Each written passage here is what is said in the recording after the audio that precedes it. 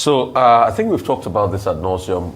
As expected, as we analyzed yesterday, both parties were going to go to the Supreme Court. Going to the Supreme Court is to be able to deepen our jurisprudence. I mean, there's some contentious issue. I'd like to hear the Supreme Court sound off on Abuja status, for instance, and also everything around, the electoral laws, more clarity, and this Beavers, conundrum and all of that, this Beavers IRF conundrum. So, and those are many other issues we would like the Supreme Court to serve on, to sound on, so that we can, get more insight and get more clarity. And very laymen like us, should be able to get insight as regards this. But please, we should not do this thing to our country. The court should release the judgment so that people will be able to read through it and file their case. All right, my people. Tinubu talk say enough is sleep. Enough is sleep because in they expect the judgment where they come from. They come from the tribunal, and we don't see. So maybe Oga go to sleep now. We want to make sure saying blood pressure no go up. If you remember, this was part of the things too that delayed the filing for the political parties because INEC would not release content of the materials that it used to do the elections. And we remember when they said they wanted to recalibrate the Beavers and all of that. But in this case, it's totally different. I think the court will release it so that they'll be able to make quick applications between the 21-day threshold to be able to file so we can get clarity on this matter. Most of them, I'm sure, they didn't say anything tangible. They just said they rejected the result because they don't have the facts of the matter. So they've not seen that certified true copy of the judgment. I'm sure their lawyers will dive in that and be able to look through all of that process. As regards the president, he will be very excited. I mean, no president wants to go through this ordeal of the uncertainty and all of that. Even when people have questioned, okay, why did he have the boldness to be able to go to India while this case was on, even when the conference is going to start, it's going to India will start between the 9th and the 10th.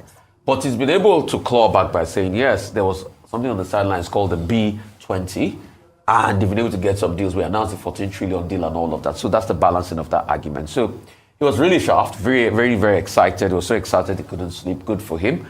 And other candidates have said, they reject this result. Let's see how all of this pans out in the Supreme Court. But what is certain is that apart from the Supreme Court, concerning this process, there are a lot more things that Nigerians will need to take back to the National Assembly. Because if the court, in the appeal court, is ruling that, the use of IRF and other things are not made mandatory, and can do these things at their discretion, despite the fact that there are copious evidence. And there's a video circulating currently that shows Mr. Festus Okoye talking about the fact that Beavers is mandatory in consonance with the electoral laws. And also the process of transmitting results in consonance with the electoral laws. So if all of this has been said, then if the court says otherwise, and the Supreme Court also affirms the appeal court, then probably to be able to deepen our electoral process, there's a need to go back to the National Assembly and say, let us hedge these laws and properly codify them. Because the reason why we brought technology to our electoral process in the first place is to be able to avoid the charade of elections we used to have over the years. And that's why a lot of people participated, especially the young people.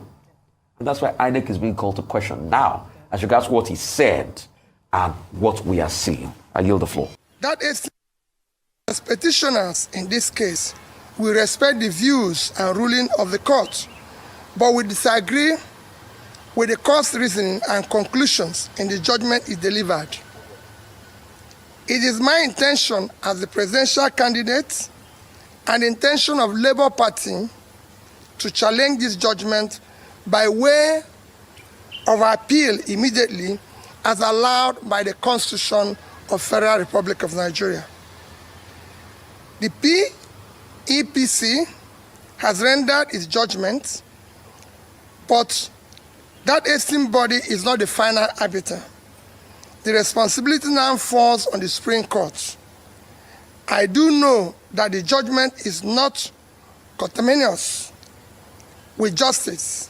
I implore Nigerians to remain focused, steadfast, and peaceful, and to abide by the rule of law and understand this matter has not reached its logical conclusion. The last presidential election in our country, and the way it was managed by the electoral umpire, the Independent National Electoral Commission, leaves behind unenviable precedents, which I believe the courts have a duty to redress. Our gains in ensuring transparent elections through the deployment of technology was heavily compromised by INEC in the way it managed the last presidential elections. And I'm afraid that the judgment of the court as rendered by the Presidential Election Petition Tribunal yesterday failed to restore confidence in our dreams of free and fair elections. Atiku, who is joined by some former governors, PDP chieftains, and members of the National Executive Council of the party, says he is seeking redress at the Supreme Court. I refuse to accept the judgment because I believe that it is bereft of substantial justice. However, the disappointment in the verdict of the court can never destroy my confidence in the judiciary. Consequently, I have asked my lawyers to activate my constitutionally guaranteed rights of appeal to the higher court, which in the instance is the Supreme Court of Nigeria. All right, guys. So we waited for the judgment from the tribunal for a long time, which gave back to our eyes on the judiciary hashtag. And now we have the judgment. And Peter Obi and Atiku, they've said that no, that they are not accepting that judgment because you get Hasibi, which we have predicted before that, okay, that will happen no matter what. Even if APC, if they lose, they will still proceed to the Supreme Court. And that's where we are now. And we want to believe that the court, they will do the needful and release the judgment document so that all parties, they will be able to head to the, they will proceed to the Supreme Court and there won't be any delay. You know how Nigeria, how would they do our thing? We get a CB, they will delay now and all of a sudden they will still attach that one to part of their judgment. And we need to move. We need to move if they are going to the Supreme Court.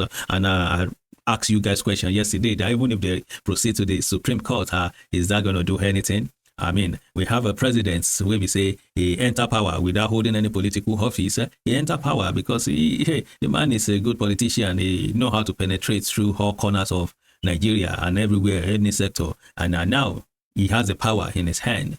What do you think can come out of the judiciary? Will I say, oh God, don't press button everywhere. So that's the problem, and that's why the like of what is it called, Yaya Bello can be telling Obi and Atiku to not waste their time going to court, but then he can go to court claiming that the election that happens in Kogi State, they're heading to Supreme Court, they're heading to the court so that the court can nullify and do something. But then you don't want other party to proceed to the court. So that's how our politicians, that's how they speak with both of their mouths. They speak with their nose, they speak with the mouth, with the eyes. They speak with everything, and everything they speak in different language. So even the mouth is confused, the nose is confused, the eyes is even they confused. So we have confused politicians that all they know is me. All they want to do is themselves, is for themselves. Nothing concern the citizen. They all know is me, their family. So we want to believe that the courts will do what they're supposed to do, release the judgment document so that this people can proceed to the Supreme Court, and from there we see what happened at the Supreme Court. And I hope this is not going to be a waste of time. But we've predicted it again that it might just be another play. It may not be the same court. It might be another play. But then some people don't ginger our courage. Say, let's give it a try. Anything will happen for this world. So let's see what the Supreme Court judges will do. Let's see what will happen from the Supreme Court. But then one thing that I always tell people is that whatever Nigeria is going through now, go and check very well. Something trigger it, bad leadership, a lot of atrocity that has been committed on the land, a lot of innocent blood are crying over the country, and we have a God that is jealous. We have a God that don't like when his children do wrong things. When you do wrong things, I can bring curse on your head. And we have a jealous God that can let that curse go from first generation to fourth generation. And if the fourth generation, if they don't handle the curse can roll over. And we don't know what we are seeing yet. We don't know where we are yet. I want to believe that God will help Nigeria. But then we need to sit tight. We need to wake up, and we need to allow God to rule over this nation. I said that yesterday. Someone said that we should leave God out of it. You left God out of it, and Satan has took over. And now you're saying leave God out of it again. that's all of it a problem. All of it we won't leave God out of the equation. They know they work like that. So may God help Nigeria. Only God can help Nigeria no matter what. But if you don't seek for his help, it's not gonna come.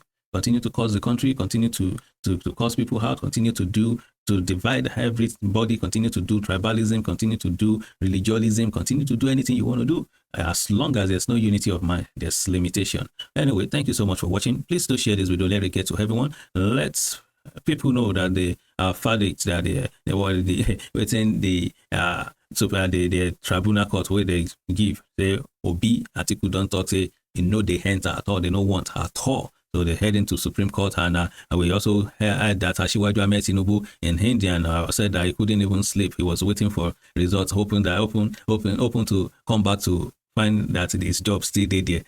Your job still there. They do and go. They do and go. Oga say no sleep. Anyway, thank you so much for watching. I beg do share this video. Let it get to everyone. God bless you.